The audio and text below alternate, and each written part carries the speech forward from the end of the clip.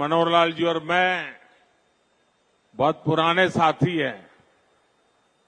दरी पर सोने का जमाना था, तब भी साथ काम करते थे। और मनोहर लाल जी के पास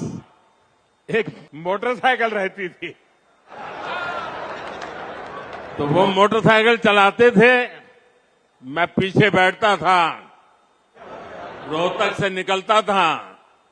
और गुरुग्राम आकर के रुकता था। ये हमारा लगातार हरियाणा का भ्रमण मोटरसाइकिल पे हुआ करता था।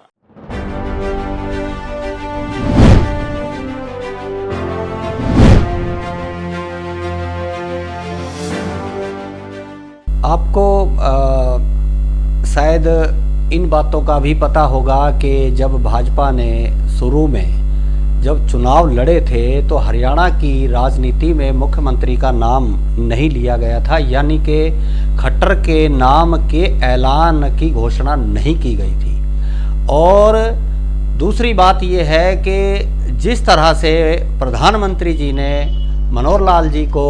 अपना मित्र बताया है, तो हमारा ये मानना है कि जैसे मित्र मनोहर लाल जी मुख्यमंत्री रहे हैं हरियाणा के, और अब जो मुख्यमंत्री बने हैं नायब सिंह सैनी जी, वो दोनों ही बराबर की उपलब्धि प्रधानमंत्री की निगाह में रखते हैं। क्यों कि दूसरे लफ्ज़ में जब हम समझेंगे तो यानी कि जिस तरह के खट्टर उसी तरह के नायब सिंह सैनी, इस तरह की मित्रता प्रधानमंत्री से दोनों की रही है। अब सबसे बड़ी जो सवाल जो सबसे बड़ा लोगों के जहन में है या हमारे भी जहन में है, एक ये है कि जब मंत्रिमंडल का विस्तार हुआ है, नया मंत्रिमंडल बनाया गया है, तो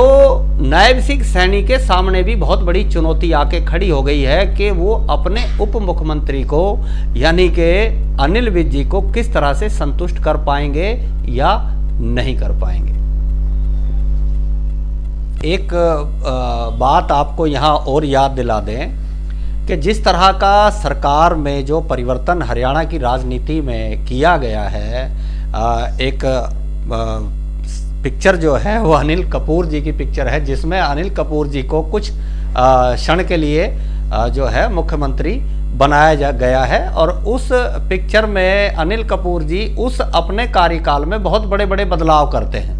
यहाँ अब देखना ये है कि जो हमारे मुख्यमंत्री हरियाणा के हैं उनके पास तो अभी काफ़ी समय है, क्योंकि जिस तरह के विकास का डंका दोनों सरकारें जेजेपी और भाजपा मिलके कर रही थी, तो ऐसे क्या कारण रहे जिनकी वजह से